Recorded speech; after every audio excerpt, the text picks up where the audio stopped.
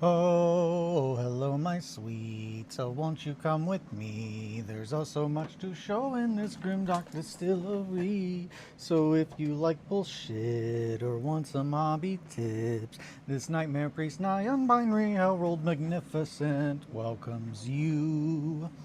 Hello, my sweets. Hi, Mowgli. Good morning. How are you?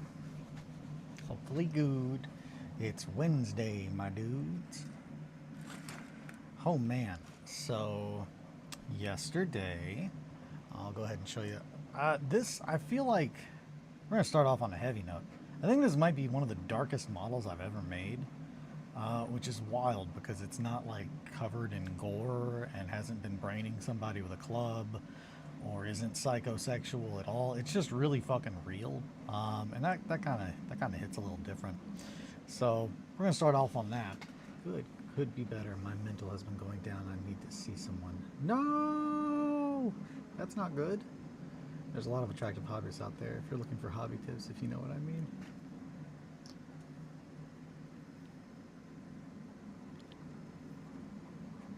I don't know. I don't know what you mean, Possum. I will say I didn't learn how to twerk in these super comfy sweatpants for the power of righteousness, though. Uh, you can have this hobby tip. Bum, bam, bam. Bam. Just the tip, baby. All the tips. So this is Adelheid, and I'm trying to get a close up on her face. Let's see. Specifically, not just her face, but her hair. I'm gonna have to move this closer to me. Yeah, I was listening to the Proto Men this morning, specifically their first album, and man, I relate to Proto Man. But it's like shit. I just realized, am I in my fucking villain arc? Like, is this my villain era? Maybe. So you can kind of see it's man. It's so small. But I shaved her head, so I cut off all the hair that this model had, and then I glued just a few sprigs of Margot hair. I think there we go. That might be it. Yeah, you can kind of see. She just has almost no hair, but just a few really small hairs coming off of her head out from underneath of the blanket that she's kind of got over her. She looks like a child that is on the very verge of death from the plague. Um, and honestly, I guess I got the inspiration from the movie the Taking of Deborah Lane or Logan. Um, I really was trying to replicate like the kind of hair situation that they've got going on in that film, where it's just like a couple. I'm so uninterested in the new album because it's been like 12 years. Oh yeah, dude, I only listen. So if I'm like, man, I love so and so, please bear in mind, 12 years to make this album must be good, must be God. um, when I'm often like, man, I've been jamming so and so, I'm almost certainly talking about an album that's like a decade plus old. Uh, Especially Ariana. If I'm on my Ariana kick, I'm talking about how great she is. I'm talking about Positions and fuck the album that came before it, which is like my favorite one. Let me take a peek. What is that? I'm not gonna recommend a bad Ariana.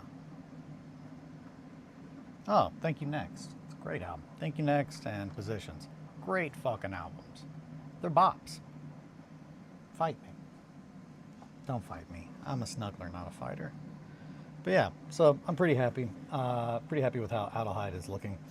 And then this morning I finished up Mikola. Nicola. It's Otto's wife. Her name's not that important because she's gonna get fucking eaten by a dog. I can just tell you that right now.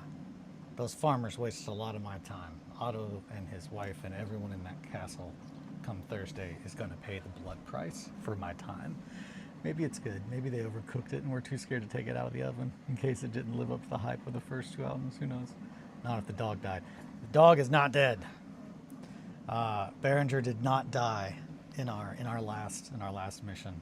We didn't get any improvement points, which is, I gotta say, Not exciting, because if we did not get an improvement point between like mission 1 and mission 2, there's no way we would have been able to open those fucking doors. Knights, if you're gonna pick up 1490 Doom and you're like, hey, I'm gonna try to do anything other than just beat people to death with my knight, you need to increase his skill check. That's some pro tip. That's pro tip right there.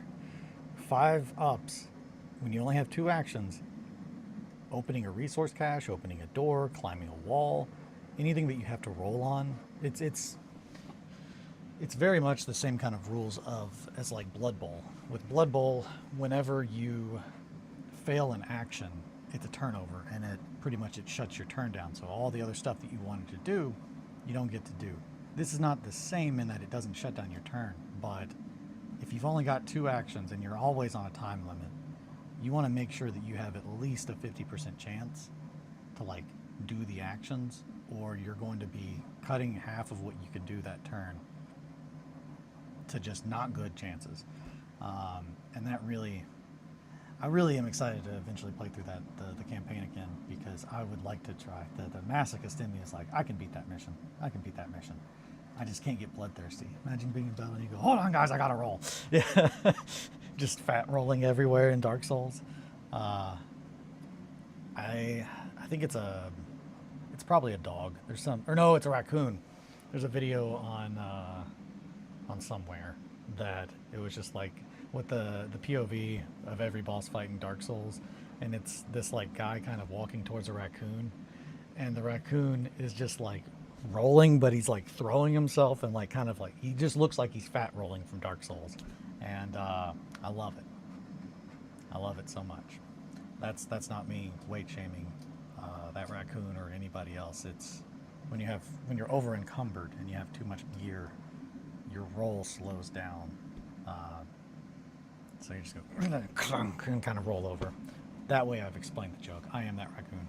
Dude, I get it. Some days, Miko. Good raccoons. I like a raccoon. I've been drinking coffee today, it's good. It's 8:10 and we've already got a little bit of the coffee in me. Woohoo. Hee hee. So these have to get primed. It's raining. I'm a mid-roller myself. So yeah, same. It just depends on the game. So most of them though, I go mid. I named my dog Miko after Pocahontas. That's so good. I like that a lot, Mowgli. The raccoon, yeah, I know who Miko is. I'm very versed in the Disney Channel movies. Not Disney Channel, sorry, in the Disney movies. I'm not versed in all of them though, because there was one that like Kelly and I were looking at the other day. I don't remember how we even got down that rabbit hole, but it was like, oh yeah, it's this guy. He's in this Disney movie, blah blah blah, and it's just like some Disney movie made like 40 years ago that I've never heard of, and the synopsis was wild, and it was live action. It was not animated. And I was like, okay, I mean, imagine being like, oh yeah, it's a Disney movie, and you've never heard of it. It's just like, you grew up watching those kinds of movies. That's weird. That's weird to be like, wait, what do you mean? And then like we looked into it.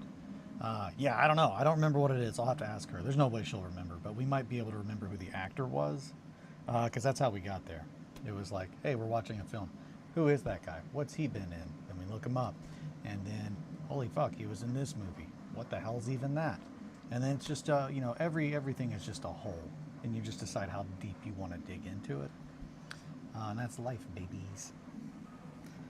Speaking of life, it's time for a little Silver Fox. Silver Fox with the hobby tips, am I right?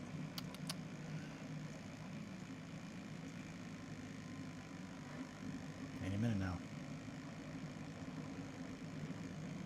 The anticipation is just killing me.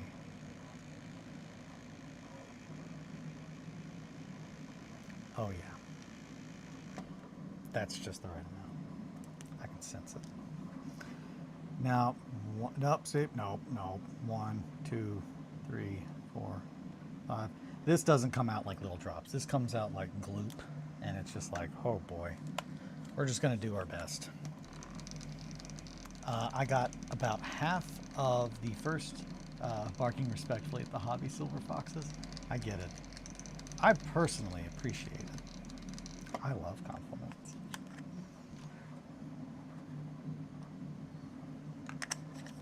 That's why I'm not allowed to go to cat cafes. Sorry, cat-made cafes. We need an update from Star. I'm starting to get worried that he died in the duel. I'm not putting that out there. I'm vocalizing that because it is a worry, and I don't want to keep that pent up. And I am getting slowly worried. But it's been a couple days, and we know that he had a duel. And there's been no sign. At some point, you're just like, okay, I'm starting to get a little worried. Should we check? How do we check? He said, I miss all my distillerites. Exactly. All the sweets. But I get it. The world is kind of in a crazy fucking place right now. So some people do not have the time to come and hang out with us while we paint little dudes. But they should make time, damn it. I'm just kidding. Also, yeah, huge shout out and thank you to you all. I got an email from YouTube being like, congratulations on over 1,000 hours of viewed content. And it's just like, man, that's awesome. It feels really good. It feels really good knowing that people find value in like what I'm doing, and they feel welcome to stay and hang out that long. So feels good. Feels good, man.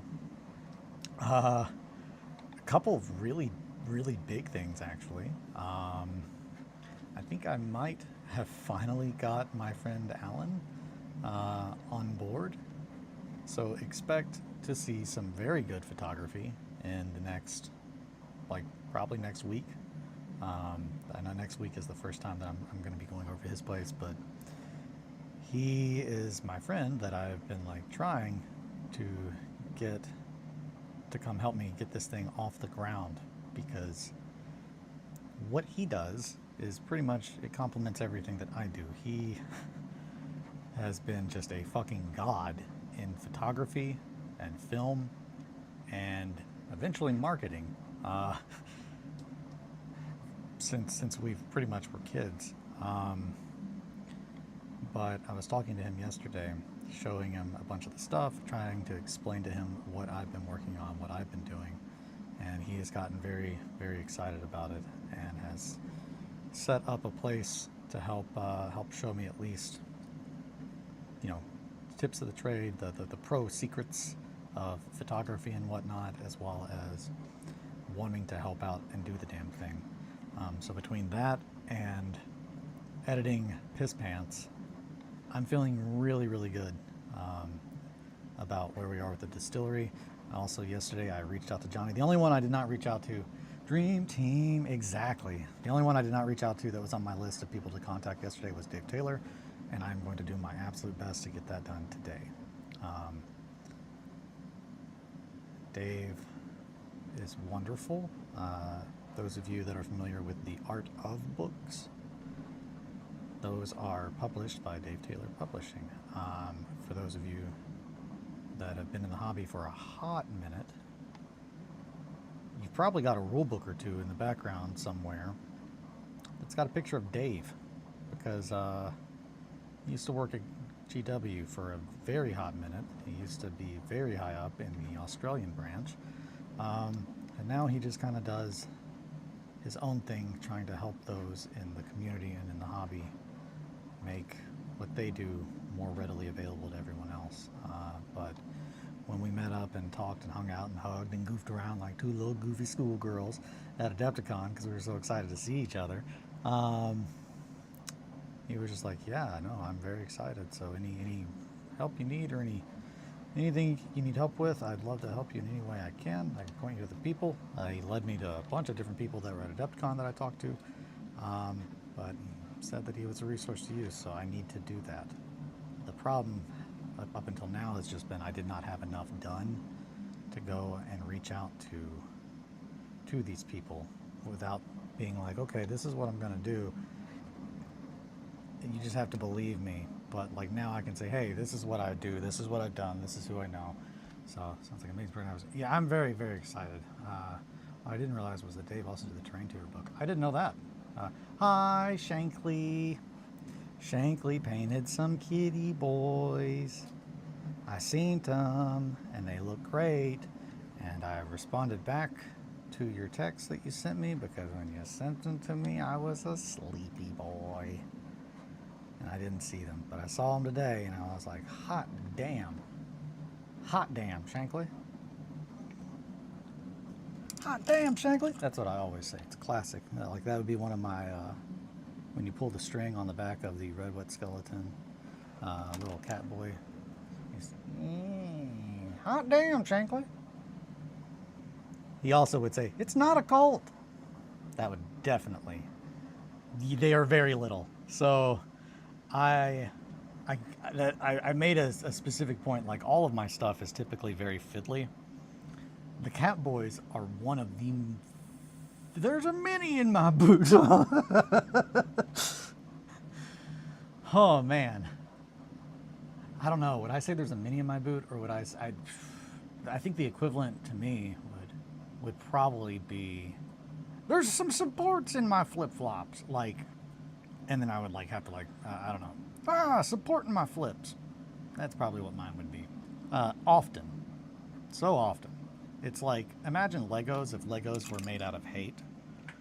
Purely, what the fuck? Where did that even come from? God, is that you?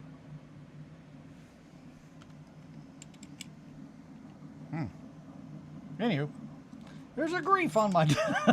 That's it, Mowgli. Fuck, that's good. There's a grief on my desk. There is a grief. Well, he's technically on my work cart. I don't know what we would call that. Also, yesterday, I did a whole bunch of cleaning. You can't really tell what the fuck I'm talking about from here, but this is way more organized, despite how insane it looks. I cleaned out all the stuff on those 3 shelves, and then I went about like redoing it because now that I have got enough time to think, I'm like, hey, I've got the photography kind of thing kind of coming up. I'm now at a point where I can learn video editing at least to some degree, so I will do a tour of the distillery and the shop and my studio area, just because I know that that's something that I always love seeing tours. I watched the one of Tim Henson's like studios when he lived in California multiple times. And that's why I was just like, hey, I know you like Berserk because I watched that little studio tour of yours. I like seeing how people organize their stuff, if it's stuff that I like too. So I figured I should stop thinking that people wouldn't think that way about my stuff too. All right, let's put some more Silver Fox on stuff. There's a grief on my desk. So I need a logo for Piss Pants. I'm kind of thinking, and this is exactly what my friend Sam was just like, please don't do blank, but I know you're probably going to do blank. And I can't get past the point that I think he's right. I feel like Piss Pants just needs to be in the most Red Wet Cribs. Yo, dog. This is RedWetSkeleton. It's your boy, Eli. I'm here. Let me show you a tour of my Red Wet Crib. Fuck, what was I saying? Oh yeah, Piss Pants. I think the logo just needs to be like the most black metalcore logo ever. Just like, or just almost indecipherable, where you're like, what the fuck does that even say? But it's just, oh, it says Piss Pants. The part of me that really likes how not metal of a name that is and how absurd of a name that is, thinks that it's just like the perfect pairing. That, or Live, Laugh, Love font that you would have like on the, in your inside of your like living room. Next to your all the photos of your like children that only wear beige. I feel like that would be. I was thinking a pair of panties that are wet because someone pissed. Ooh, man. See, that's the thing. Like, a lot of people assume Piss Pants is about piss, and I guess it has to be. Well, man, I don't know. Ooh, that's a lot. At the same time, though, I could be convinced of damn near anything. If people are like, that's what the people want, I'm like, well, if that's what the people want, I'm here for a good bit. We almost had an OnlyFans. Nothing sexual. But I think Fourth Wall was the better choice. Especially because it, like, can help you,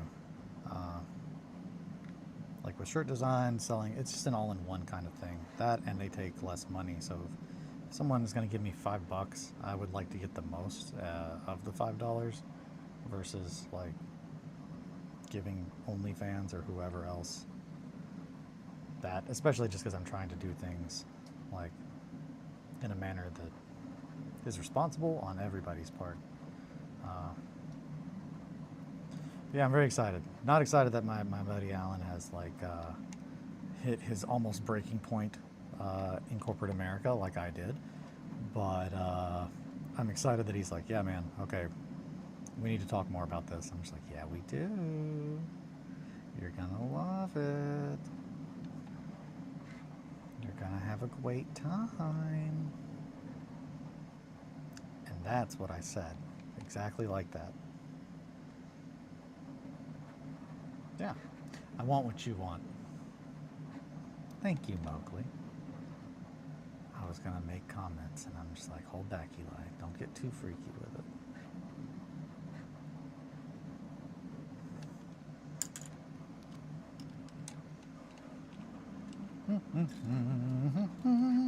Oh yeah, one of the other things I put in here was this castle, the little 1490 Doom Thief, and by little I mean the regular sized. I put the 1490 Doom Castle in there because it was on top of my, hey, I'm going to paint this, and I'm not going to paint that until I'm going to eventually. But that's like down the road. I want to do either, it's going to be either a giveaway to my local gaming store so they can have a set to play 1490 Doom on, or I'm going to do some kind of insane competition where it's like, hey, blank, if you do blank, maybe you'll win this, and I'll mail it to you. How about that? But yeah, so I'll show you a little bit more of the old castle that got printed yesterday. Here's the bridge. It's a lot bigger when you blow it up to 148.93%. So they're just like a boop, boop, boop, boop, boop, boop. And some more walls, of course, of course. You guys know castles have walls. Star, you're alive. How did the duel go? I've been wondering for days. I was afraid that you died in the duel. Briefly, just briefly. I didn't doubt you, but I was afraid. Like, that was my own weakness. I got to hear about this duel. It's been keeping me up at night. That's not even a fucking joke. It's not a bit. It's not a bit. I legitimately was like, man, I wonder how Star's duel went. I got really invested in that. Like, on a me level. Sorry, I'm just kind of moving some shit off my desk real quick. It's not a winter green break. I know that's what you all think. But now it is. Grebo and Greeblin in the morning, doing a little jiggling. Grebo's got 4 hours and 20 minutes until it's done. Classic Grebo. You know what kind of jokes I like. Alrighty. But yeah, just did a bunch of cleaning. Took a whole bunch of stuff to the attic. Okay, fuck. Okay. Hell yeah! I still have my stick. Hell yeah! Check Discord. He hit me once and his stick broke. So yeah, I won. Bam! See? That's what I was talking about. Only one lives. Yes. Yes. Our honor as a, not a cult, as a community has been established. That's what I'm going to say. Now, whether or not the person you were dueling knew that's what was at stake, you know, it's like an ongoing campaign here. That's, fuck yeah, I'm so pumped. That's what I need to hear. I'm going to fall down that hole so deep as soon as I look in Discord, so I'm going to try to paint a little bit first, and then I will check. But, hell yeah. I'm so fucking proud of you. I told you. I was like, oh no, it's good. It's good that your stick broke, because that way you'll know that when you find a new one, you'll know that it won't break on you because you'll be like, I tested it. They didn't test it. That's half the battle. Knowing is half the battle. That is actually something that, the G.I. Joe show did teach me, and they were not wrong. You gotta plan, you gotta prep, I thought there was a cat sitting over there for a second, so I just did like a real serious like double take. You guys ever see shit out of the corner of your eyes? I do it all the time. It's hard though, because when you got crazy old wizard eyes, it's just janky old wizard eyes, it's just crazy in your face all the time. You never really know what's real. And some people are like, you sure your house isn't haunted? And I'm like, yeah, I'm positive. I just have an overactive imagination, honey. Bam. And they're just like, please don't call me honey, sir. Also, did you want anything else? This is still a Wendy's.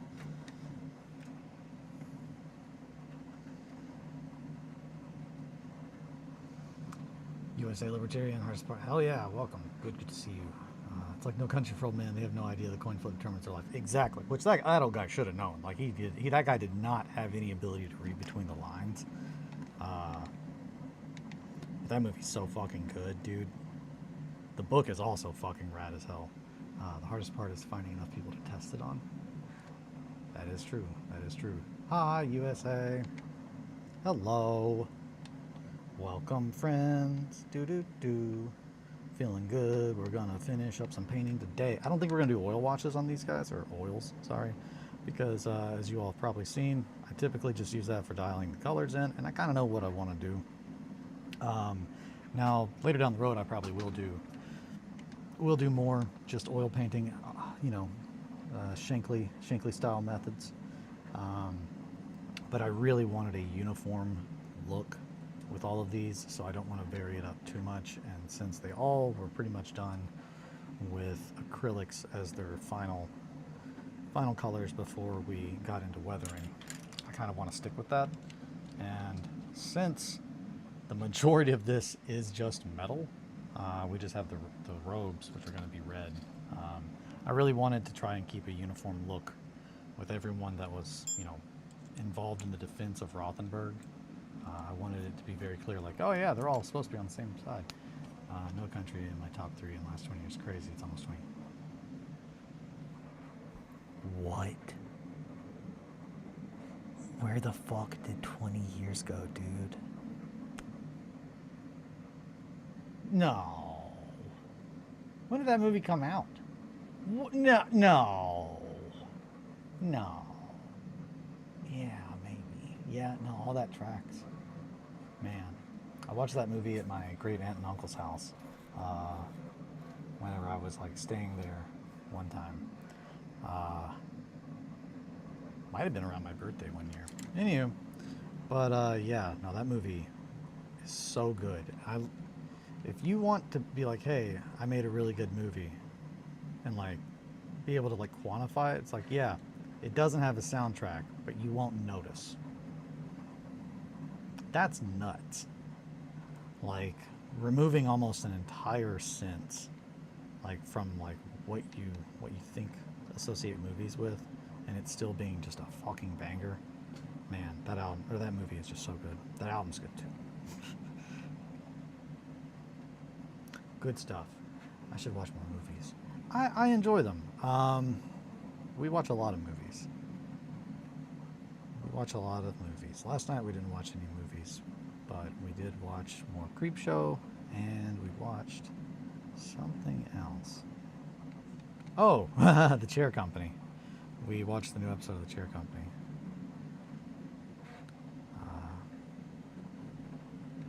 Which is great. If you like Tim Robinson, which I love Tim Robinson. It's just, the entire show just feels like a fucking fever dream. So I'm just like, all right, how much? I would love to get on that train and go for a little ride with you. Just crazy. Quit looking into the freaking Chair Company. It's good. I would recommend it. But yeah, No Country for Old Men is a great movie. Very, very gritty. It also is the movie that made me absolutely love Josh Brolin as an actor. I was just like, dude, this guy is perfect for the role that he plays. I'll spew a hot take. I think people glazed Godfather too much. I've never watched the whole thing. I'm ready to be burnt alive at any point in my life. I hope it's not over not watching The Godfather, but I realize that a lot of people are just like, burn him! As soon as I say that I've never watched the whole thing all the way through. I'm sure it's good. I just, it's a lot of a time investment. Like, I really need to know I'm gonna get my time's worth before I commit to something like that.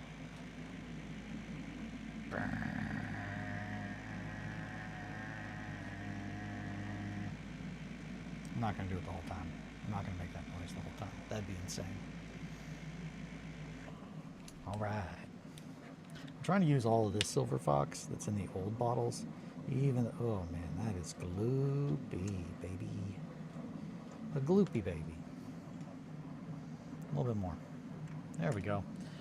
I'm trying to use all of the Silver Fox that I have in the old bottles, so I don't want to mess with the new bottle. But the new dropper bottles are, and again, this is, I just like the paint. Devil's Advocate. As the movie, it's great, but I had to warn my kids that it's subtle and slow, kind of like 2001 or Apocalypse Now. I've also not seen either of those. I'm so sorry. I fully will state that it did, the first time I tried to watch Alien, I'm sorry, Mowgli. I'm sorry, everybody. I know. Now, 2001 is absolutely like my kind of a jam. But again, it's just like, the first two movies is great. The last one absolutely snooze fest. All right, I don't know if anyone was here for my rant yesterday, but fuck. Shankly introduced me to The Exorcist 3, which, if you're wondering how much do I value Shankly's opinion, it's enough that I watched a third movie in a series. Same with Alien. My kid couldn't hang out. The very first time I watched Alien, I did not like it. I did not even finish it. And then after I watched The Thing and I really got into horror, I went back, and that is the only movie that I enjoy more than Alien, the original Alien, is The Thing. And they both just made me reevaluate horror and film and just so much stuff. The entertainment density and intensity is different now versus 70s. It really is. But fuck, Alien, the 1979 Alien, it's just a masterpiece on so many levels. The practical effects, I'm not going to say that they're even better than The Things. They're different. They're just completely different. It's apples and oranges. It's apples and potatoes, baby. Potato, tomato, baby. But yeah, I could rant about how fucking real the face hugger that they made looks. It just looks like something awful that crawled out of the ocean, and they just picked it up and they said, "All right, hey, we could use this, right?" It's just insane how well someone made that look. It's just so real, hyper realism. They clearly had a lot of knowledge about the natural world and how to replicate it. Master of the craft. I don't know if Giger, I don't know if Giger made the facehugger. I know he did the xenomorph suit. I'd have to look it up. But yeah, the facehugger is it's nuts how much that looks like a real crustacean looking thing. I've got a very large book about the making of the Alien franchise films. Very, very, very wonderful read. One of my favorite things is like just, and it absolutely has like an impact on, Blade Runner. Blade Runner's so fucking good. Yeah, like one of the absolute biggest influences on like my stuff is just movies. Like I grew up watching, Star Wars and anything sci-fi that had practical effects was like my bread and butter. So learning all the little things that they did to make the things that I loved so much and that impacted me, and then trying to reapply those kinds of techniques and thoughts in like a miniature form is something that's really important to me, and one of the things I try to accomplish.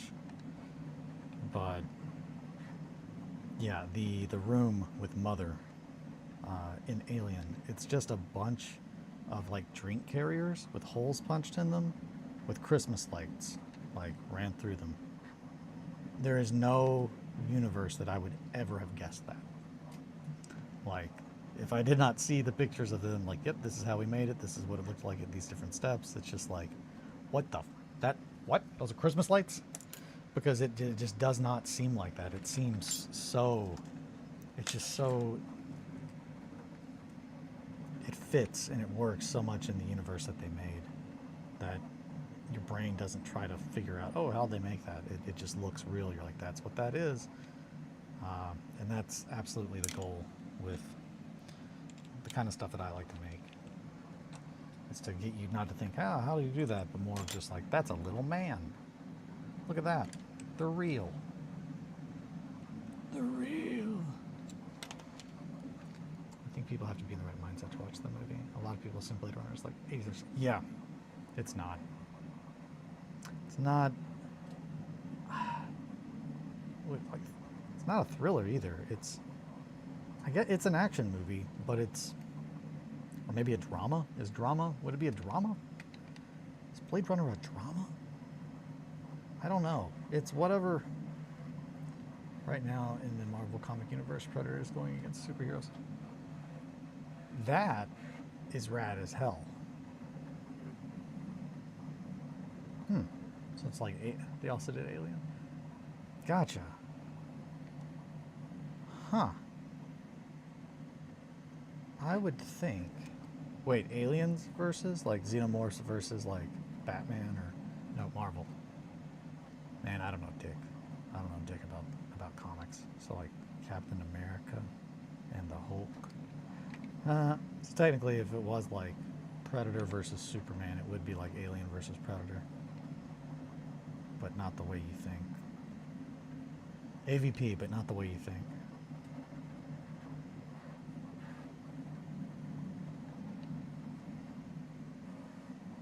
Oh my goodness. It's just a rainy old day. It's a little chilly. That's why I'm in my sweats and not my shorts. Almost kept a hoodie on, but I knew that I'd get too hot. And I didn't want to strip on YouTube. That's where I draw the line.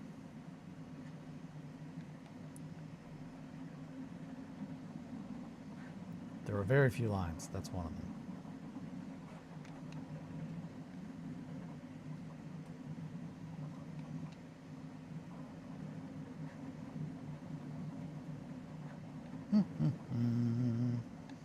Yeah. Boop, boop, boop, boop, boop, boop. Beep, beep, beep, beep. Beep. Boop, boop, boop.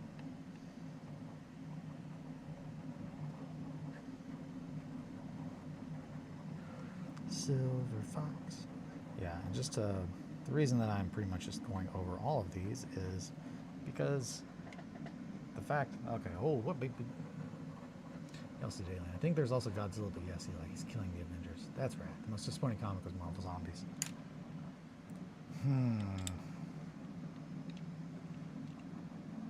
What's the most disappointing comic that I've ever read? I gotta say, it's probably is it Alan Moore's The Dark Knight? That one I really didn't like at the time, but I probably need to go back and read it again. I've aged. I've grown. I could probably look past certain things or find more appreciation in others. Ooh. That's my spooky ghost yawn. My body's just like, we're awake, it's time to dance. And my brain's just like, dude, I'm working on it, man. But, you know, sometimes you're still just a sweepy boy. I'm often the sweepy boy. Yeah, I can verify in Soken Shankly that there's a very specific time around like 8, 7 or 8 that I'm just like, I'm down with whatever you guys want to do. I'm just kind of sleepy. And then no matter what time I go to bed, I wake up in the morning and I'm like, and everyone around me is just like, can you give me a minute? That's why we don't do the stream immediately at 6:40 in the morning anymore. That, and because it's just more convenient. We don't have to have a coffee break. Now we already have the coffee. We've already got half the battle done. But be that as it may. So I've been thinking about Otto. Do we want his like little diver's helm to be almost like bronzed? I'm thinking that might be pretty cool. Instead of silver, like all the bucket helmets. Make it actually look like it's a repurposed diving helm. Those were typically a bronzy kind of color. At the same time, the metal could look really good. Beep, beep, beep, beep, beep, beep, beep. Beep, beep, beep, beep, beep.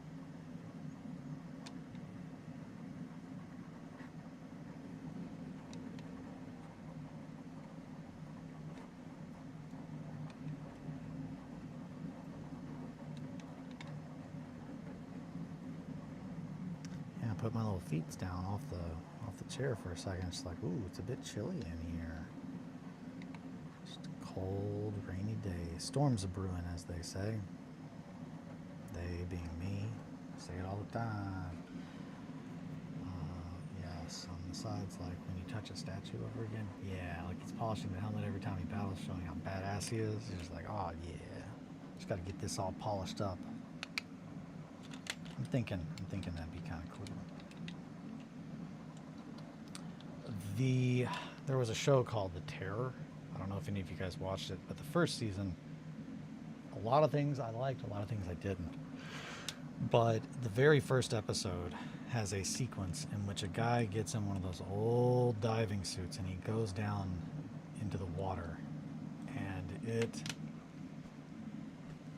I hated that it was so early because it's just like, man, if the rest of the show is like this, it's going to be so fucking good. But the dread that is in that scene of a dude being down in the water and it's just pitch black. And he's just slowly looking and you can only see right in front of you. If you want to make something scary, limit people's field of vision to where they can only see directly ahead. Because every time you turn your head to look at something else, knowing that you can't trust what you're not looking at anymore is so scary. If anyone played the game Layers of Fear, that game was nightmarish for me because it's just like, God, knowing that wherever you look, the world changes when you're not looking at it is just the worst. And by that I mean it's the best. Went to a Halloween party with a pumpkin on my head, couldn't see shit. Hell yeah. Yes, I remember you telling me you were the pumpkin head. I still need to eat. Our friend made us some pumpkin bread, and I need to eat some. Kelly's like, can you eat this pumpkin bread? I'm like, I'm working on it, but I forgot we had it, and I had Cheerios yesterday instead of the pumpkin bread. Nobody in my house does horror. Man, that was like the house I grew up in. No moss, no horror.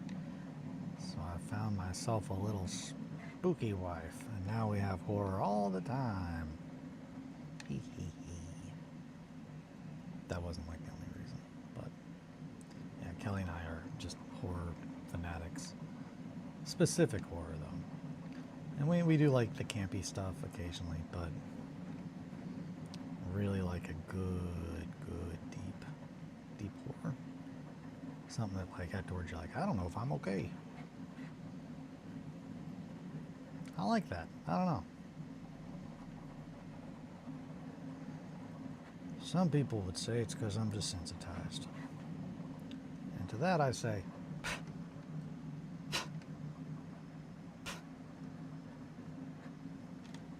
you know, isn't that right, Otto? Beep, boop, boop. Otto, I don't know why I'm asking your opinion. You traitorous son of a bitch. Let a bunch of Franconian raiders into our town.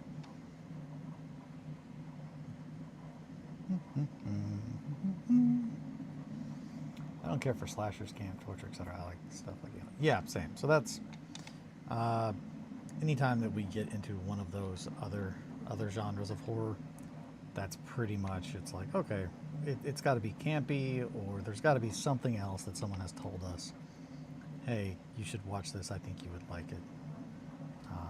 But yeah, I've still never seen Hostel. I don't like movies that have gratuitous violence for no reason. I at one point had a very negative opinion about them. However, after reading some things and listening to Eli Roth talk about it, shout out to another Eli, I have a different opinion, but I still don't want to watch it. Psychological horror is my favorite. It's all in your head, Eli. Exactly. That's it. I love psychological horror. I don't know. It's people are like, oh man, you guys watch a lot of horror movies. We like really dark movies, whether they're horror or not. Some of my favorites are some of the absolute just amazing, like Korean films, like Old Boy, stuff that's just like, man, that is dark as shit. But it's not technically horror, just gritty. I like gritty shit. I like Gritty. You guys know Gritty? The mascot? He's big and orange. I like Prometheus. Some people would like it more if they viewed it more like horror, but it could have been better too. Speak it. Speak the truth. I loved Prometheus. I think, and that's it. I think anytime that I talk to somebody and they did not care for it, it's because they wanted an alien movie, and that's not what it is. It's not an alien movie. It's a sci-fi movie in the same universe that kind of just goes into what happened before there were xenomorphs. I loved it. I thought it was great. Big fan. Big fan of Prometheus. Now, Covenant, I like some parts I don't. I think psychological horror. Oh, absolutely. Good psychological horror is hard to pull off because it's all about self-control, I think. And as LSX GTO would say, like communicative edging, like giving people just enough that they're like, I want more, but I don't want more. It's that you have to get the hooks in and get people to you have to string people along with psychological horror, and that's hard to do consistently, while also keeping up suspense and tension. But yeah, psychological horrors are typically my favorite movies. One of the most interesting concepts this century. Yeah, absolutely. And I think very key to like real horror, and I don't think you can do real horror without the sense of dread, which dread is it's psychological. It's essentially, you have to go to a little bit of psychological warfare on your audience when you want to create good horror. At least that's sure as hell where I found a way to do it.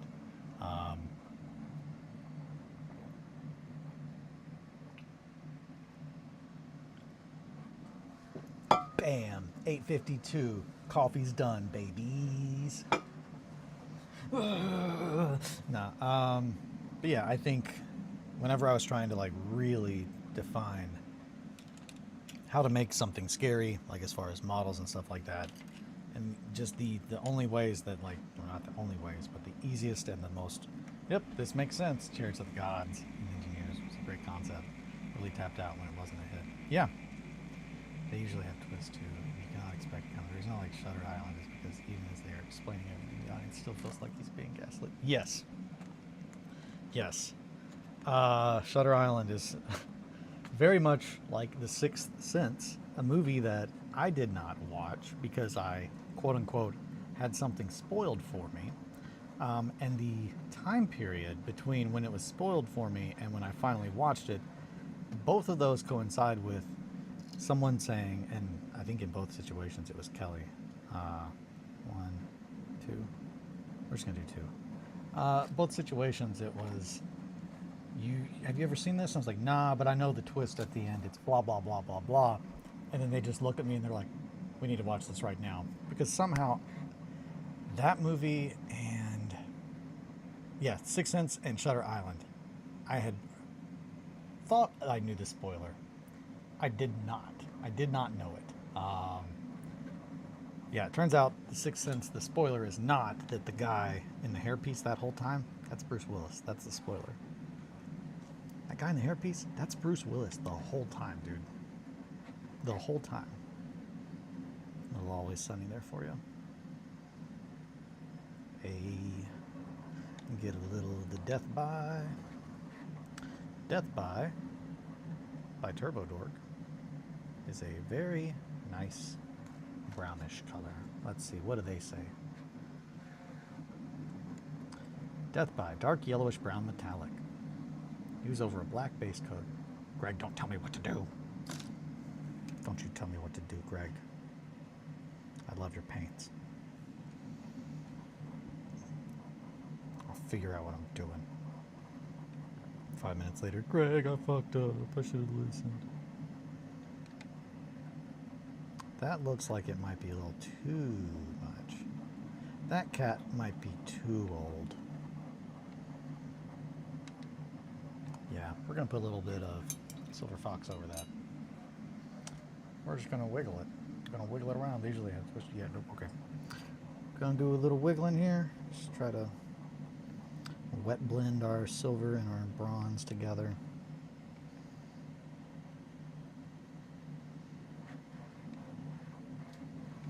Which is one of the things that I really like. Typically you're not like, hey, let's do some blending with metallics. But because there is so much actual metallic flake in Turbo Dork, the color, it blends very well, I think. And you end up getting a very realistic kind of look, which is why, as opposed to highlighting and whatnot, I typically just do entire coats over top of colors, because I really enjoy how it looks when they blend because of how they naturally blend. And I think a lot of that has to do with the flake. Yeah, I like that. Looking good. A little out of focus there. Yeah. Good morning, Clay. Eagle time. Can't tell Eli drinks coffee. Coffee's already gone, Mobley. I took it. I have a lot of people who can't help spoil the movies. Oh, yeah. Super Claymation. Clay himself. That guy, he could tell you how to make an old lady corpse bomb. He was there. He seen it. Wow. Feeling good about that. I do think I want that hose. Oh, no. We'll fix it in post. Post is coming up. Alrighty. It is 8:56.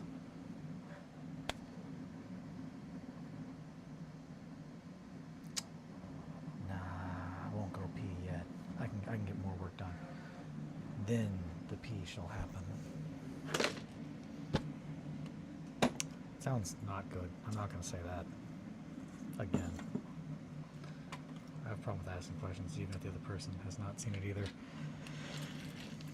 Bless your heart, Mowgli. I know quite a few people like that like when they watch a movie, they're just like, they have to, I guess you know that you do that. I'm fine with that. It's if you just don't know, and it's just like, man, we can't even finish this movie because you keep talking to me about it. I don't have the answers yet. We could talk about it when we're done, but as long as you know that you do that, that is perfectly fine in my book.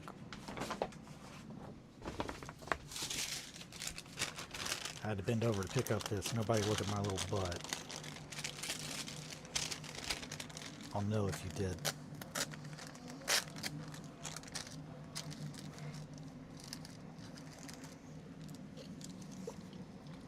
beep, beep, beep, beep. Beep, beep, beep, beep, beep, beep, beep. And that's how I prepare a wet palette, everybody. I guess I could have done it right here. I'm not going to do it again, but I'll pretend.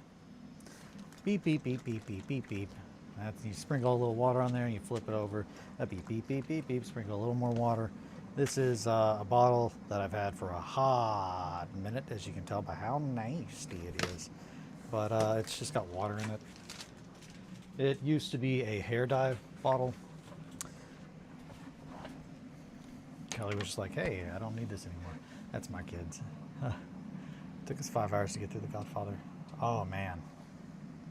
That's not that much longer. I mean, that's all, well, no. That's like an extra 2 hours. That's a long time to add. That's a long time to add to a long movie. It is 8:59. 8:59. Okay, well, I need a little bit more water on there, so I will display how we do it. This is how we do it. Beep, beep, beep, beep, beep, beep, beep, beep, beep, beep, beep, beep, beep. Now that's how you make a good pizza. And you just kind of smear it on there. Does preparing the wet palette happen before or after the pea stream?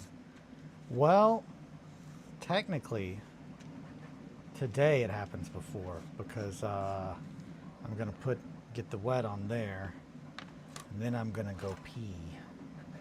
I don't pee on stream. Technically, I use my little BRB screen, and then I have a 9 o'clock pee. It's very strange to think about that. That a large amount of people, there's people out there that are like, oh yeah, Eli, he pees at 9 a.m. almost every day. And I've not thought about that. I did reflect at one point in time that it's just like, oh yeah, my friends help me remember to go to the bathroom when I have to. That's a weird, that's just fucking weird. But it is like, yeah, I mean, it is handy because if I don't, then I'm just like, I get stuck and I'm hyper focused and I'm just working on little dudes. And then like, next thing I know, 4 hours have gone by. And as soon as I stand up, I'm like, oh my God, I'm about to explode into piss. A piss explosion. Okay, I'll be right back. I feel like that, I've got enough real quality streaming right there. That's good dialogue. Oh, they eat that up in Hollywood. I'll be right back, guys. I love you all.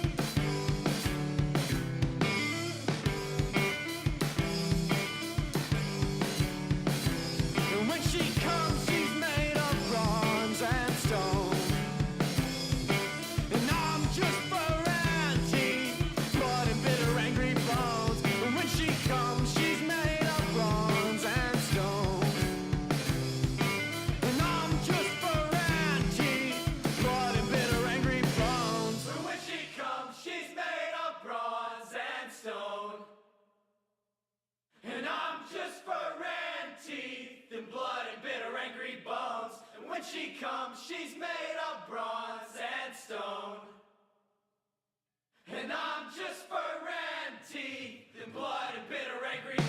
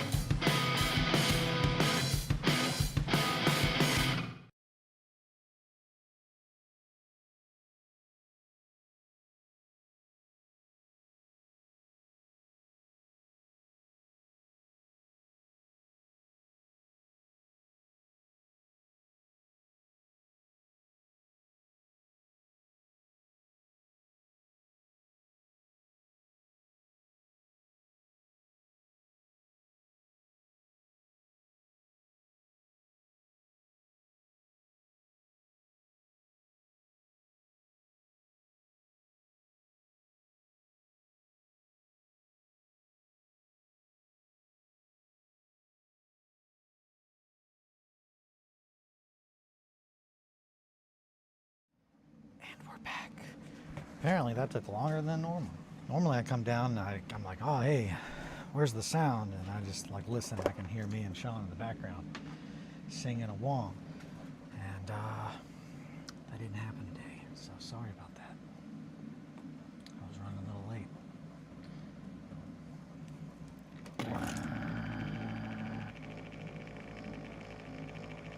We're going to be starting off with a nice burnt red from Pro Acryl. We're just going to add a little bit of that to our palette here. Fuck. Okay. Just a smidgen. We don't want too much, but we want to make sure we've got enough. All right, now we're just going to go ahead and wipe that off. That way we don't waste any paint. Just get real Bob Ross with it. Burnt red is such a sick color. It really is. I really like. That's probably my go-to red. One of these days. Oh, there's a clay here. It is. Shankly, you're back. Dude, I tried to respond. My phone was just like, oh, I got you, fam. Don't worry. You were trying to say something fucking illogically, like just doesn't make sense, right? And over and over. And I was like, yeah, that's right. Thank you. Thanks for just cutting up my words and saying what you think I'm trying to say. Phone. I hate phones. Get that red off there. Get that red. Get that good red. I saw that. I thought you were being poetic. No. No. Sometimes. In this case, no. I was just peeing and talking. Piss talking, if you will. A little red on the cape never hurt nobody, unless the red came from somebody else. Sometimes it does.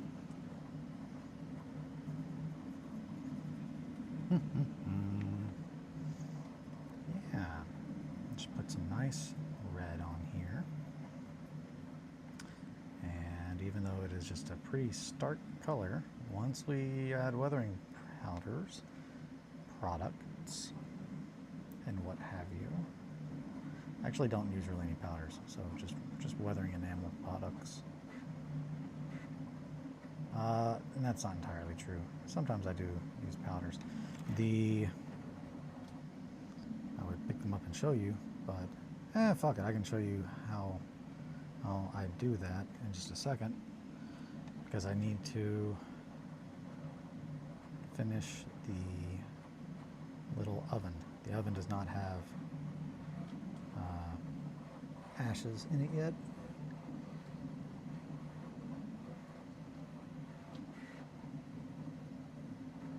that, I'm talking about the terrain. Am I? Nope. Ah, the old piss chat. Arg. Arg, it be but the piss chat. Yeah, I'll show how I did the ashes in all of the braziers. Braziers? Is it brazier? Brazier? Brazier. It's hard to say because that's I can get my brain to not be like brazier, but that even then I'm just like, why isn't it brazier? Because that's literally where the term bra comes from. To hold. Etymology, am I right? I like learning where words come from. Words used to have meanings. Now they don't. What are we doing? What are we doing?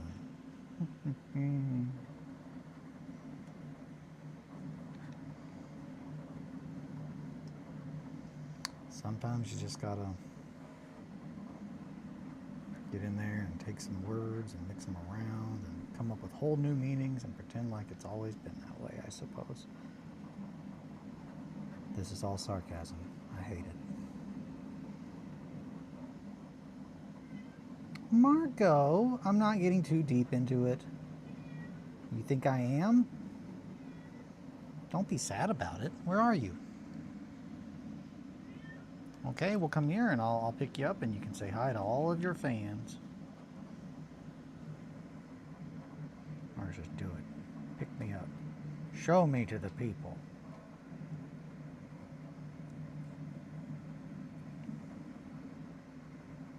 My audience wants to see my face. Show them. Show them the true power of Jumbo. Yeah, that looks good. Girl, where are you? Jumbo? Is that you?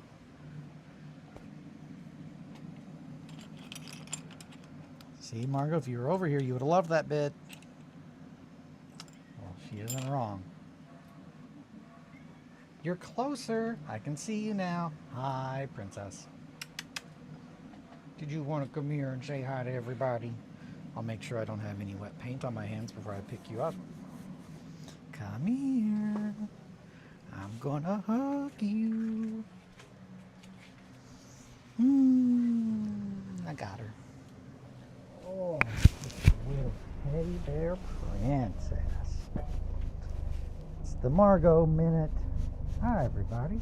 What kind of limitation configuration is this painting on?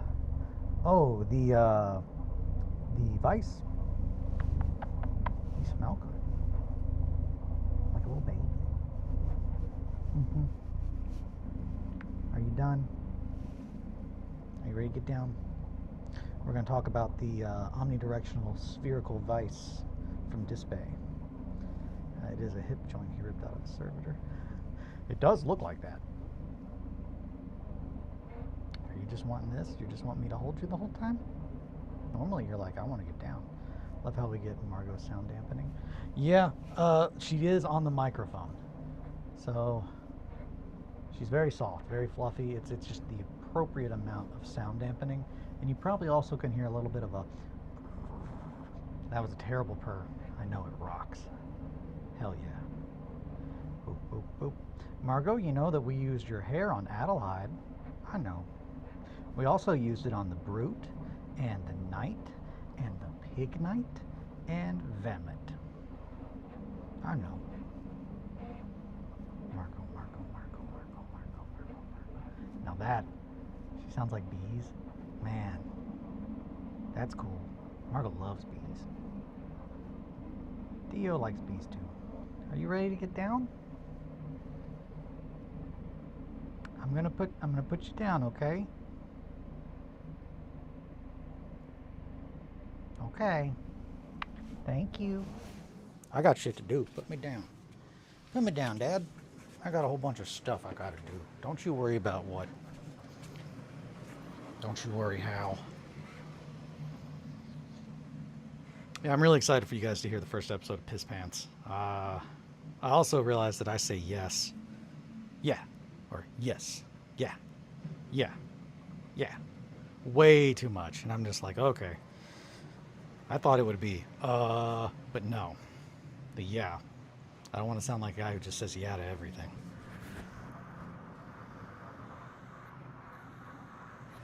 I also did a pretty bang up job removing any names or references to other people, fictional or non, that might be taken as Shankly and I trying to start a war, episode 1.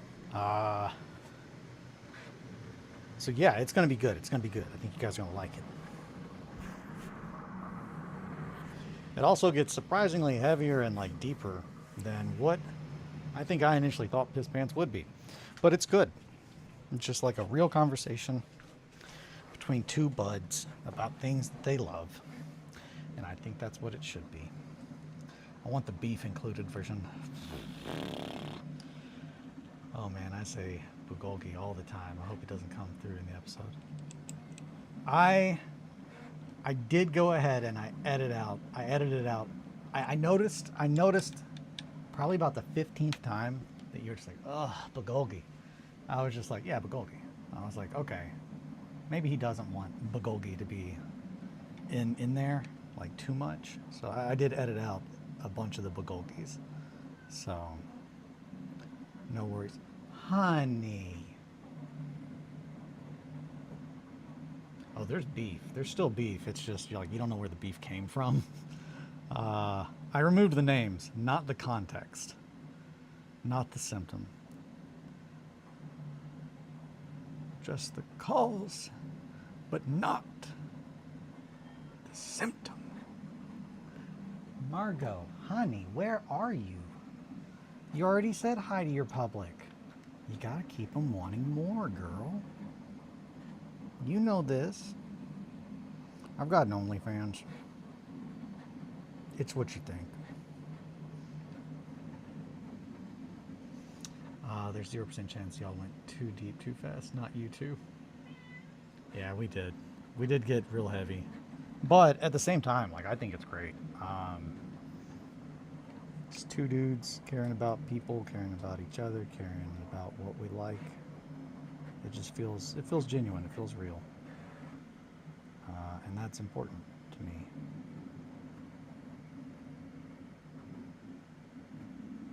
There's also bullshit in it, though. It is a bullshittery podcast as well.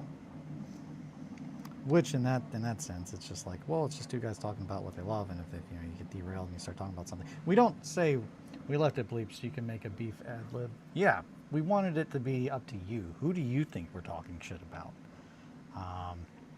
It's a choose your own adventure kind of podcast. And I definitely also left in us discussing. Should we bleep that out? Nah, man, fuck it. Oh no, okay, yeah, well, yeah, I can bleep these out. They'll never have any idea who we're talking about. I feel like that kind of stuff is key. You want to hear that the reflection on, hey, are we doing a thing here that we shouldn't be doing? Man, I'm getting a little bit too much red on that metal that I just painted. Hoo.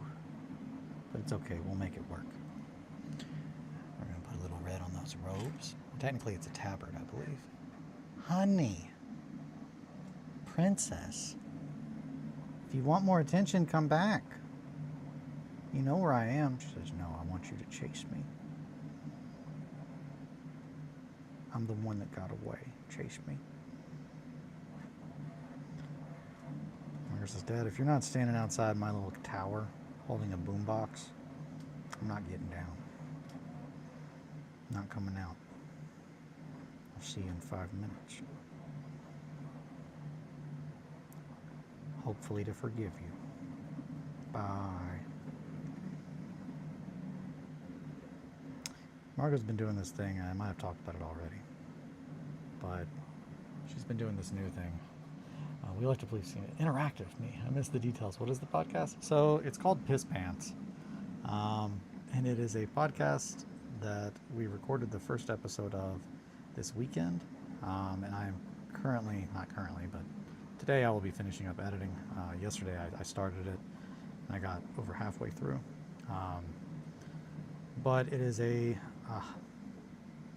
tabletop gaming bullshittery podcast. Just two guys talking about stuff that they love, and kind of going into different layers of it. We cover, imposter syndrome. Yeah, start with real light on this channel or others. So I have not posted it yet, but I figure I'll probably put it up on pretty much anywhere that you would get podcasts, and I can absolutely put it up on here as well. I'll put it in as many places as I can. That way, you don't have to go to all the different spots. But gotcha, thanks. No problem. Thank you for being interested. I'm really happy with it though, and the quality sounds great.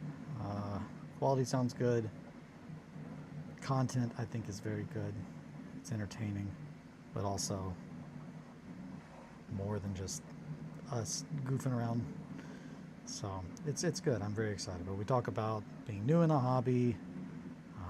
We talk a little bit of shit. The opening conversation is who is the Joe Rogan of the hobby world.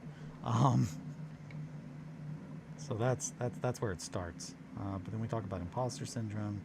Talk about, I guess, the kind of stuff that you would imagine that Shankly and I talk about. Real talk, but also a lot of goofy talk in there. We also talk about the Merc board game that we played, which I discussed a little bit yesterday.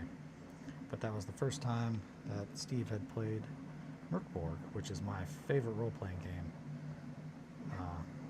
So I was very excited to hear his takes on it. And then about just planning, time management, those things.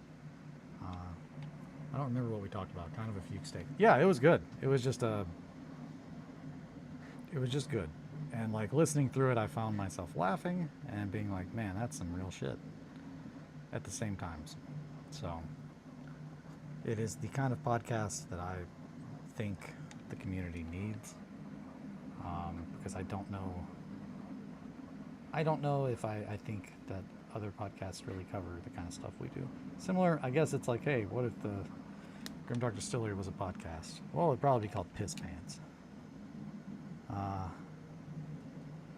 Which is absolutely, it's just a firm decision. I think one, it sticks in your head.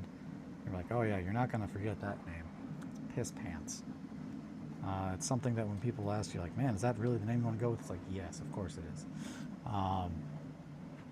Like King Piss, it is a firm decision, a declaration of war against what I think people standardize things for. I don't know. A little tongue-in-cheeky. There's a little tongue-in-cheekish.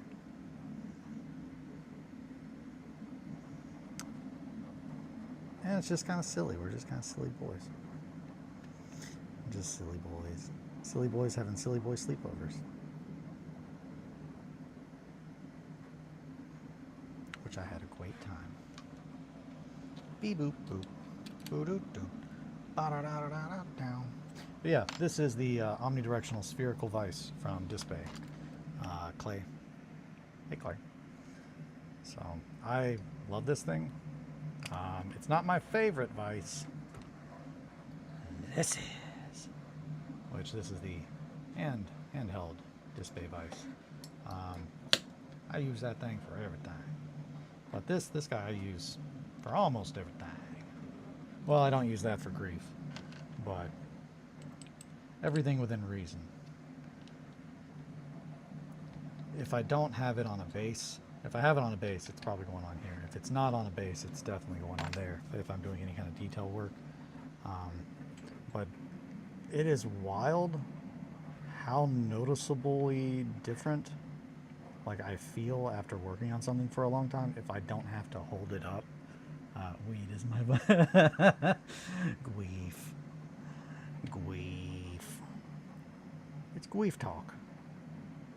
Gweef talk time. But yeah, it's good. I really like not having to hold the model and having it like be able to go at any angle.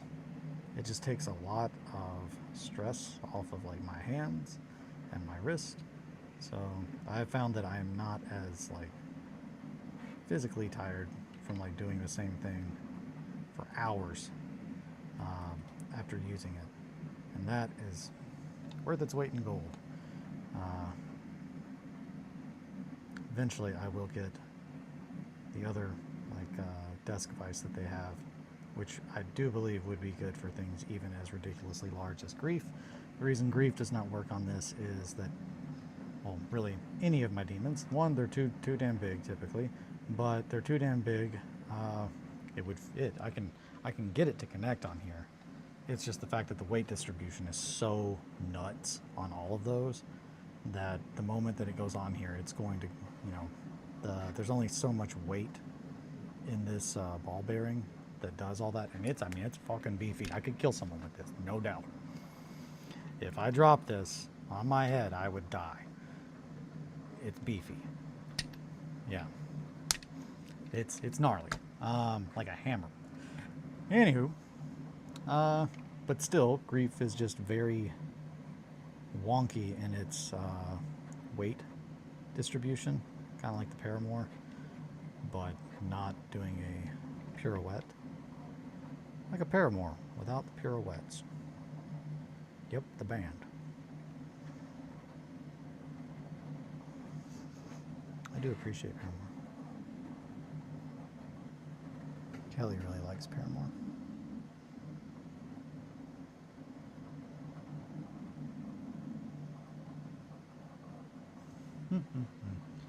Put in a sack. Gotta run. Bye. Cosmo has a gun. Oh shit! Watch out. Bye, Shankly. Tell Cosmo I said hi. Cosmo is a silly boy. I had heard through the grapevine that Cosmo was in fact quite silly. I'm not a dog guy. I like Cosmo. He gives me the impression that he knows he's a silly goofball. And when I was trying to explain it to Kelly, she was like, oh yeah, that's just a pug. You know, I was like, well, I've never met a pug before. So now that I have, yeah, I like pugs. They're very silly. Which I cannot think of a higher compliment than like, I like your dog. Steve had a very, I guess it was good for him. For me, it was I was just like, I don't want to be a bad friend and pick your child up in the way I'm not supposed to pick it up, but I do not dog. So like when I went to go carry Cosmo downstairs because his legs don't work for stairs, which I get, that's fine, you know, hey, everybody's got things, but I had to pick him up because he's got these little leggies. His build is not meant for stairs. Different build. He's spec'd differently, but I had to pick him up, and it was just like, I don't know how to pick him up, so I'm just like awkwardly holding Cosmo, and Cosmo was just like, yeah, Steve liked that a lot. And I was just like, I don't know how to do this. I don't know how to dog.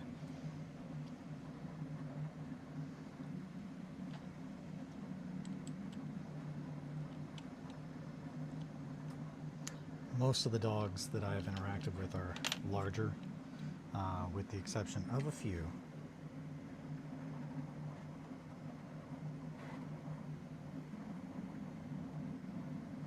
I'm just much more comfortable around kitties, which, to my credit, cats are like basketball players, dogs are like football players. You aren't likely going to break a dog. So that's pugs are just cats, but with zero survival or independence instincts. Absolutely. He reminded me a lot of Oliver. Like if Oliver was just more dense and like didn't have the ability to try to jump out of my hands when I go to pick him up because he thinks that I'm going to hurt him.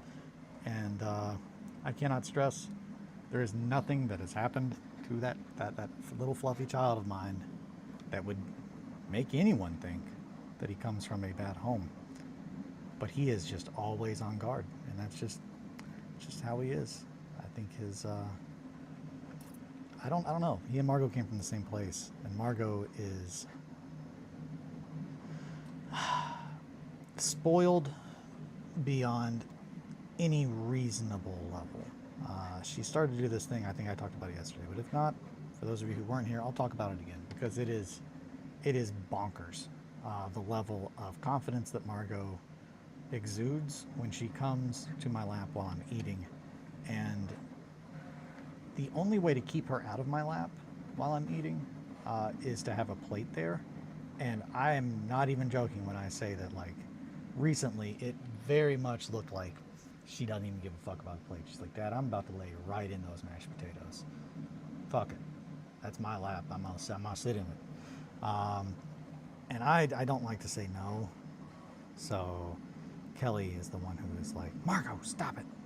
You're being ridiculous. And then she's just like, eh. They do that. They like to go tit for tat. They're catty with one another. And if that sounds like I'm making something up, I'll have to look through my videos so I can show you a video of Kelly and Margot going back and forth where Margot screams, Kelly goes shh, and then Margot screams louder, and then Kelly goes shh, and then like it goes down until eventually Margot gets to the point that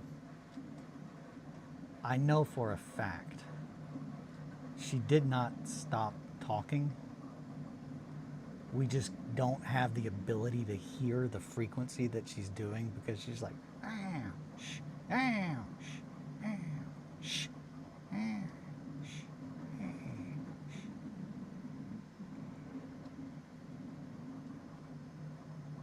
And it's just like she has to have the last word, and it's just so ridiculous. It's what happens when you raise a little fluffy child and never tell them no. That's my fault. I did that. And I'm proud. I'm a great cat dad. They're not made to go out in society.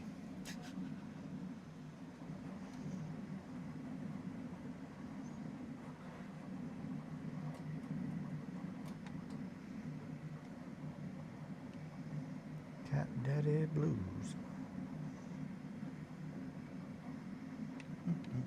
Dogs are like grandkids. Have fun and give them back to their parents to do all the actual work. I cannot stress enough how much that actually tracks exactly with my experience of dogs. My friend Alan had a dog named Lulu that he got and did zero training. Like he did not. Oh, actually, no. This is exactly it's a Margot situation. Alan had a dog that he raised like Margot, where you just encourage them to be crazy and wild and do whatever they want to make them happy. However, when you're a lot bigger than Margot, that's not a healthy healthy way to do things. So eventually, when he was just like, I'm gonna leave this dog at my parents' house, like his mom was just like, nope, she's going to school. She's going to training school. She's going to learn how to be good. And the difference between them is night and day. One was just like, I don't trust being in the room with that animal because it has never been told it can't do anything. And then afterwards, it was just like, oh man, you're great. Just a well-behaved doggy. Good old Lulu. And that is dog talk from a man that knows nothing about dogs. Yeah, Steve's cats like me. And apparently they're quite skittish, but they were like, hey, and I was like, hi. So I exude it. They know I'm a cat whisperer. Because I whisper to kitties all the time.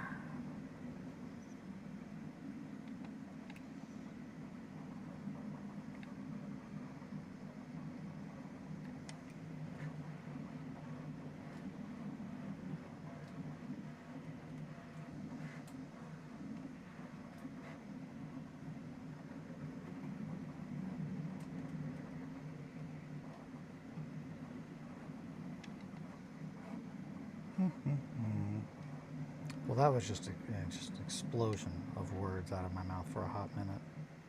Just yap, yap, yap, yap, yap, yap, yap. That's what I do, though, baby.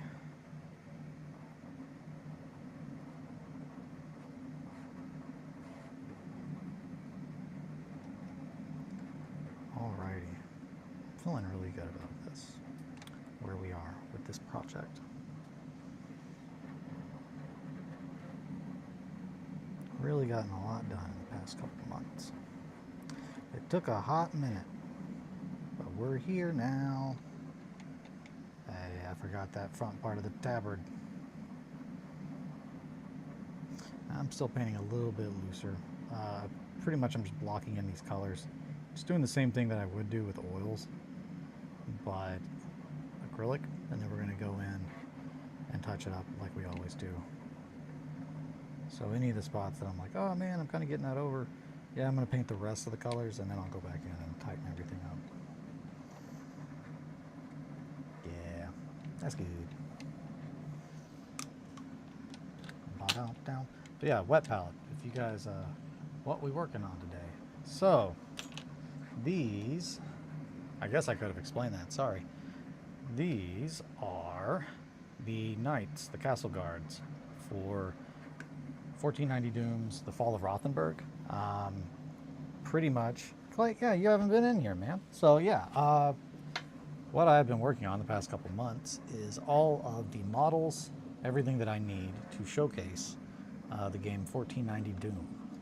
And initially, I started doing that with the board that I brought with me to the Bourbon City Brawl, whatever the convention that we went to was. I brought that table, and then I bought models. That's these guys. I'm really happy with how they turned out. But all of the Doom companies that I brought with me, I've got them finished, painted. I got little hairs as bowstrings added. I really wanted to show, like, okay, go 110% with making what I want to make for like individual Doom companies to just play the game outside of the campaign. But the terrain that I made for the campaign can also be used in just regular 1490 Doom. That's why I stopped. I have not finished the display castle because the Fazzolicon. Yes, Fazzolicon. That really is the name I should have said. But yeah, I've been working on getting everything needed to play through that campaign, which incidentally would also help me get everything that I need to just showcase the game outside of that campaign. I've been working on it for a hot minute, including all the terrain, all the little scatter pieces. I'm going to make cards. I'm probably going to work on that today, get those printed to have as references, because game aids are very important, and I know that they will help me showcase the game smoother and easier for everybody. So the fewer papers that I have to flip through and that kind of stuff is always the better. But by making these, it made it to where I have enough models, terrain finished to showcase many aspects, whereas the initial castle that I was building, because it was all not modular in any way outside of just building onto it, you cannot play every scenario or do too much changing up, which I realized that pretty early on, and my answer to that is to kind of create a little side concept of like, okay, what if you were just trying to get away from this castle? If there was something that kept you there, and it was almost like a restarting of time every day, as if you were being, held there by the whims of some eldritch being or something, perhaps. So that is something that I'm going to work on after everything is done. And I've got that board finished, because I definitely want to showcase, hey, how could you make a board as detailed as you want and still be able to play more than just one scenario or two when there are so many that the game offers. But having a good variety of terrain really is essential or at least being able to move it for a lot of the different scenarios. So it was just me trying to get through building all of that as quick as possible, but also not compromising at all. And here we are. We are almost at the end of the road. These are the last models that I need to paint to have everything done for the campaign. Is these knights and these two NPCs. I want to say Mikola. I never remember Otto's wife's name, but Otto's wife and our main character Wilhelm's daughter Adelaide. So I'm really pleased. It's been a long journey, and I very much have appreciated everybody's company while we've been working on it. It's good. It just feels good, man. That's what we're working on. And then once that's done, oh boy, I got to figure out exactly what I'm doing after that. But also all the terrain that I've been working on for 1490 would double for, say, Mordheim, any other feudal kind of like vibe, Forbidden Psalms.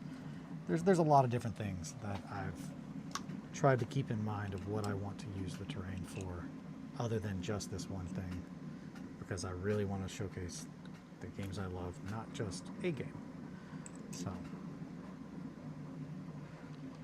but one of the biggest things that people wanted was solo play, showing how solo play can be fun and feel like you don't need other people.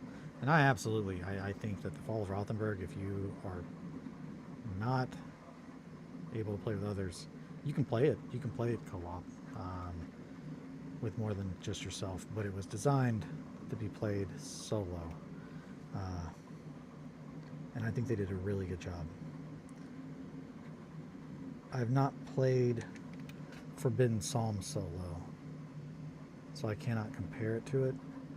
But we will eventually be getting to that soon, because most of the things that I made can be used for that. Oh, yeah, I guess technically when I'm done with 1490, the very first thing that I'm doing is my Mordheim warband, my Beastmen cat boys. Little cat boys. Some of them are going to be really scary, and by some I mean all. Especially the Minotaur, Catatar, if you will.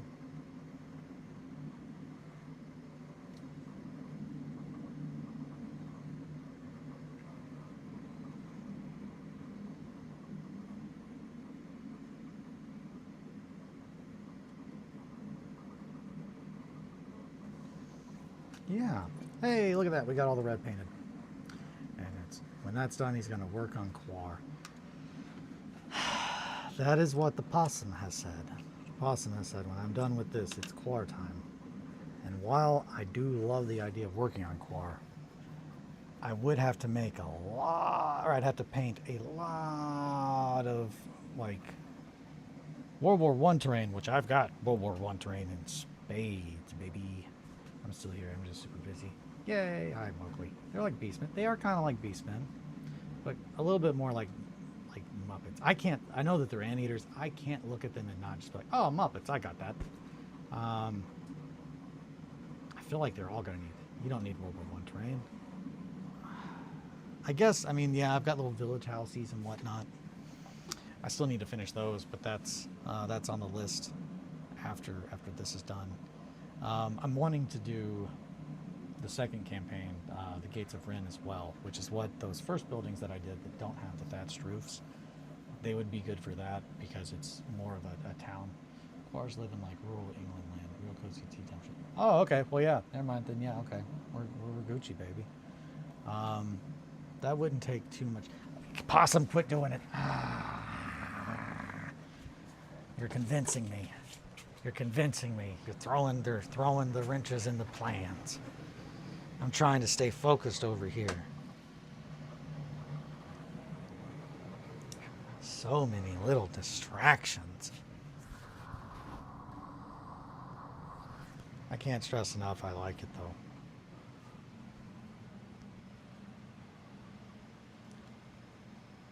though. That's absolutely the masochist in me that's just like, oh man, I like to try and make it harder for myself to like have willpower and focus on one thing to prove that I can. I don't know what's wrong with me. I mean, I know there's a lot of things wrong with me, but yeah. Discipline, baby.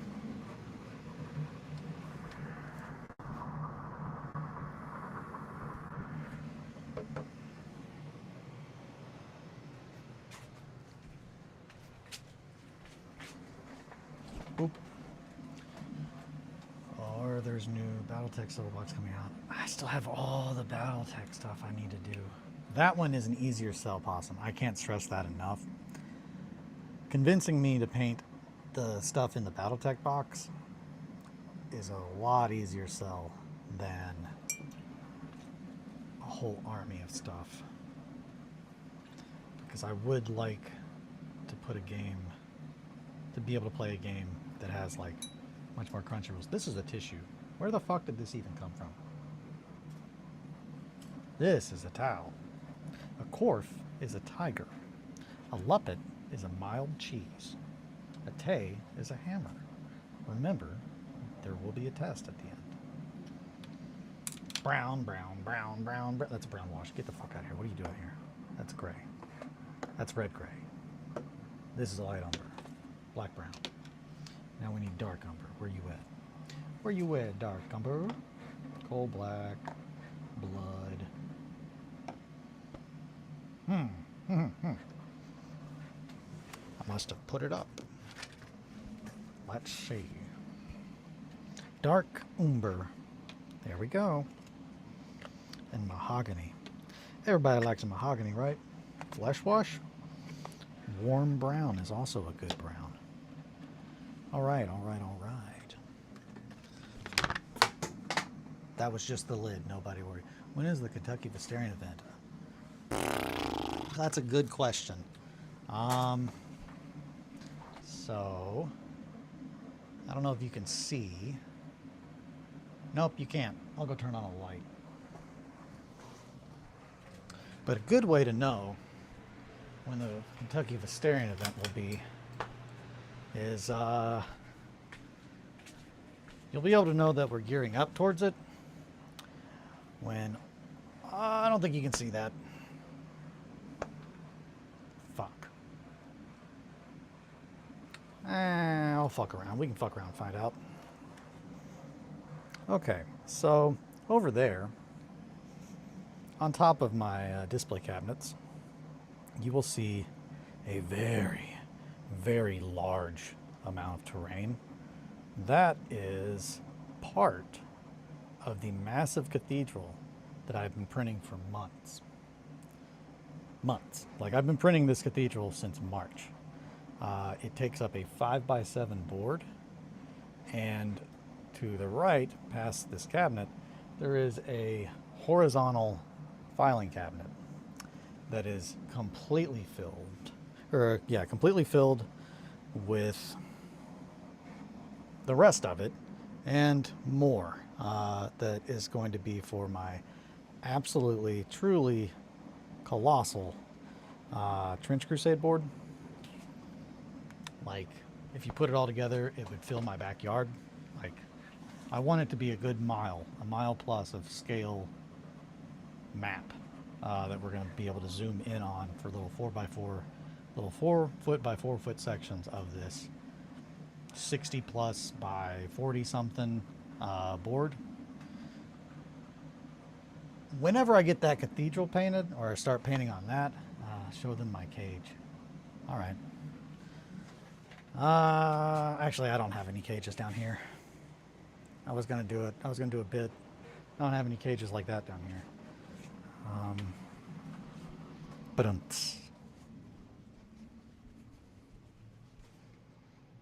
no, I don't have any. I don't have any crates. I don't have any crates. That's how you know I don't have people in cages down here. Show them my cage. But yeah, once all that stuff is painted, it will be used for Vesterian. If not that, then I've got a couple of different cathedrals. It just depends. Hopefully sometime next year, I would like to think sometime next year, maybe in the fall, will probably be the first Visterian event. I've got to get the walker fixed. There's a lot of stuff on the list, and then I also have to get with the wires and whatnot and see what they want to do. Old Johnny boy, the gang, the crew. But it's coming, I assure you that. And we might do some smaller stuff here. God, just like January. Not January. That's Merdheim. We got Merdheim in January, which I'm feeling good. It's October 29th right now. We've got a little dark umber here. We're gonna put a little dark umber on our palette. Now, I like dark umber a lot, so we're gonna make sure that we use that a good amount. So we're gonna go ahead and do auto first. Yeah, that helmet looks good. I'm happy with the little changes I did with the metal. It's not entirely bronze, but it's not entirely silver either.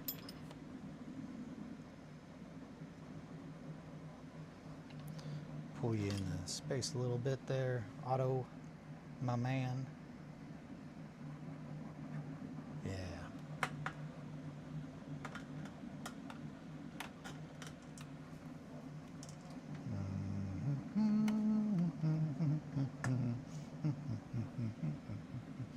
Still no decor. I know. I'm sorry, Mowgli. I'm sorry. I told Kelly, I was like, I need to decorate for Halloween. They are getting angry. And she was like, I can help with that. And I was like, cool. We lost that train. I'm sorry. I'm trying. I'm trying, guys. The train, the decoration train. I'm sorry. I got a skeleton with a cat mask on it. I could bring that over, but it's probably not going to make you guys feel like it's spooky time. You're probably going to be like, I didn't know you liked Catwoman. That's a joke.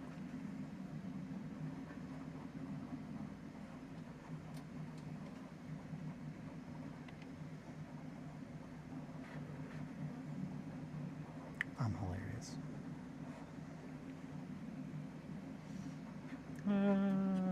Now I will spookify it for you all. I'm sorry. I will work on that today with Kelly when she gets home. She is the decorator. She knows how to do the decorating. Especially when it comes to spoopy stuff.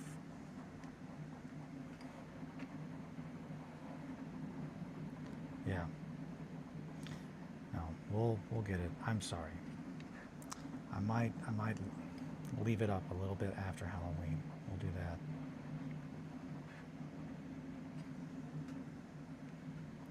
Keep it a little spoopy over here. Also, I had to clean. Part of the reason that it's just like, man, I don't have it decorated over here yet is because I'm just struggling to keep my space even remotely clean and functional while I'm over here, so I'm not just tripping on shit all the time. And you guys are just like, man, Eli sure is a messy boy, and it's just like, yep. Yes, I am, my sweets. But no, I'm sorry. I had every intention to do that, as well as a goat. Bah. Bah. I think that's what goats say. Bah. Yeah, I had every intention of doing a little spooktacular RPG session, and I still think that one might happen.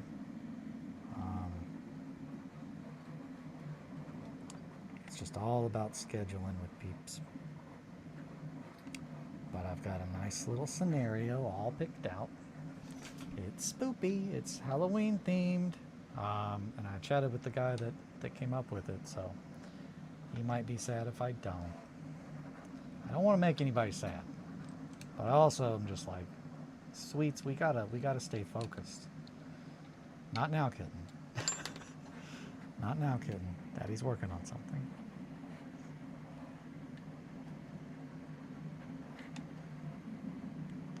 I'm trying to make something to show you. You're gonna like it.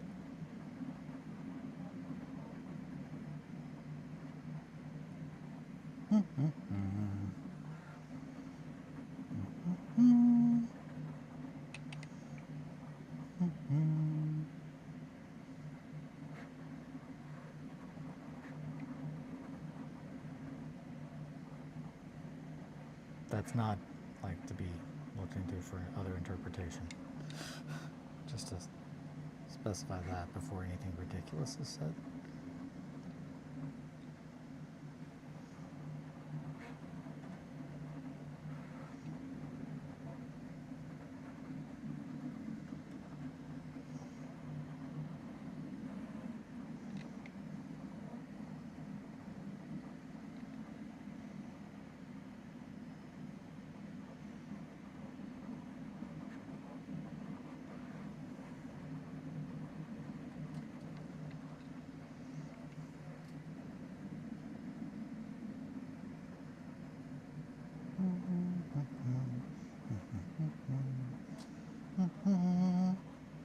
Bum, bum.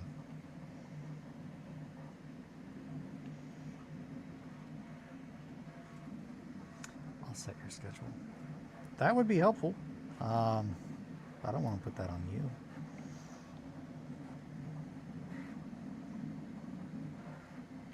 Let me baby you all. I'm just trying to do a good job. Not cut any corners and make something entertaining for you.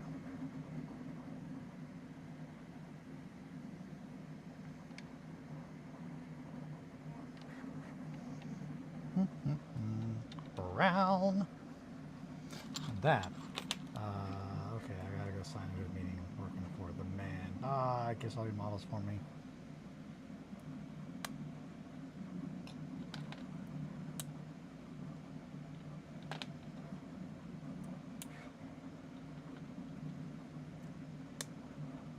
I'm not gonna kiss the rest, but I'll kiss the rest of them later. But I kissed 4 of them. JK, I have no idea how long things take. It would end in a disaster. So you can get what done by the end of the week, right? You can get Quar done by the end of the week, right? No. Oh man, the corporate America flashbacks. What is utterly horrifying is that it's just like, that's not even a joke. It's just like someone saying, I don't understand how long time takes. You can get this done, right? And it's just like, no. Man, I don't even know how long Quar. I don't know how many models I would need to build. I need to figure that out first. But I would need to figure out how many models I need to build. I would need to figure out what I'm going to build them out of. Because I really am trying to, by doing just 1490, I really wanted to show how I can make all the ones as detailed as I want, but also how you could just use the base models, like print them out, which is why all these guys are here in the back row. Like those are all the official sculpts for 1490, whereas mine are all like, you know, heavily kit bashed, chopped up, multiple pieces.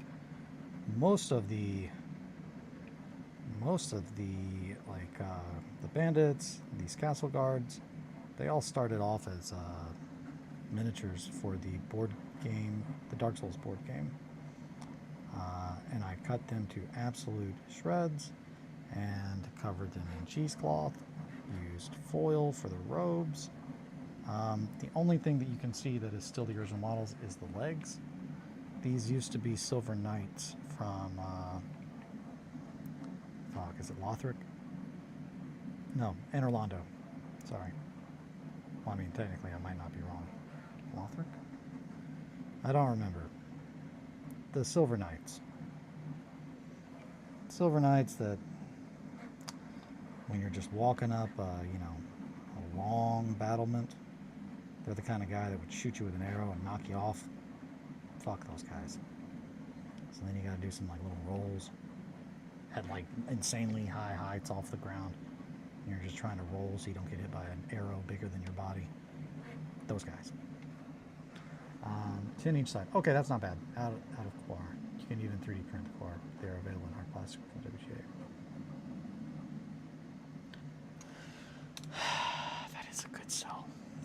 That's a good sell, Possum. 10 dudes is not too much. But before I get pulled into that, my sweet, I do need to do my best to make good on the commitments that I've already made. And one of those is Mordheim. And Mordheim I know will take a lot of time. So I really want that. I want to get that done before I have to have it done. Because I'm really tired of like stressing at the last minute to try and get stuff done. Especially if it's stuff that I want to do. And that for the longest time is where it kind of feels like I've been with my hobby. It seems like, oh yeah, I'm doing my thing, and then someone was like, hey, let's do this. I'm like, hell yeah, that sounds rad. I've always wanted to do that, and I finally have people to do that with. So it's just like, as soon as I get to where I can, I'm gonna knock that out. Because I want to. I mean, you know me. I'm always ready to make more cat boys. Cat boys. Woo!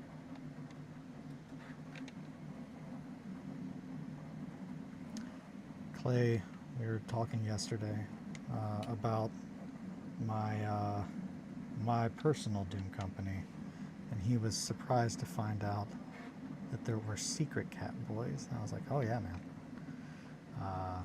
I cannot stress enough the desire to have a competition where if you can guess who the other members of my Doom company are homages to. Homage. It's pretty strong, but I'm also like, I don't know if I want to get into that. But they are both based on real people, and they are both proportionately accurate.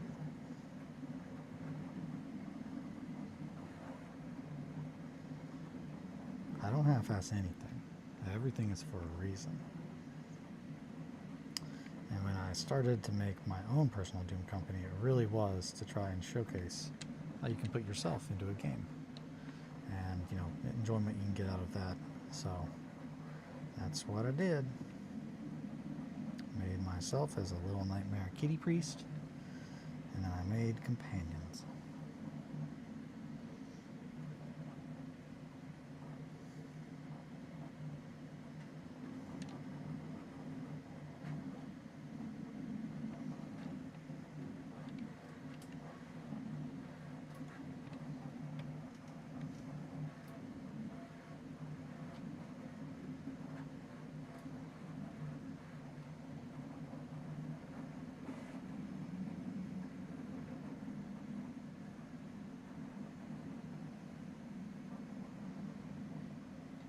Okay, Catboy Intelligence Agency.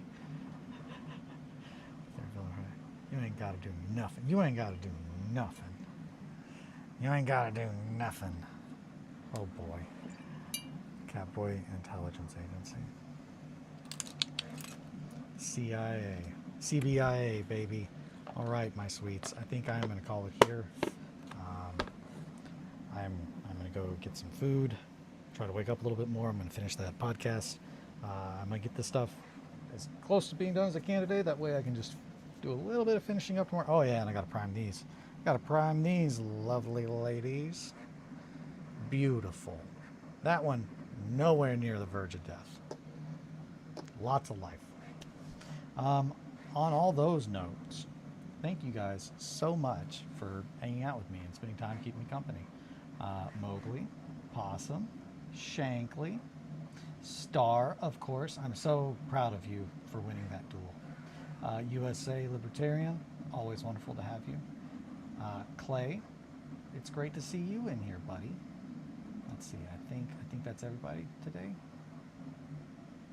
I think that's everybody. But yeah, thank you guys so much. Say it every time, and I'll say it again, but your time is the most valuable resource that you have. I did too. I had a great time. It's the most valuable resource you have. It's finite, and the fact that you all enjoy spending your time with me means the world to me. So thank you so much. Be good to yourselves and each other, and sit pretty. So until tomorrow, I will see you all later. Thanks again. If you want to support me, you can do so at the fourth wall. Link in the description as always. But yeah, until next time. Bye, friends. Thanks.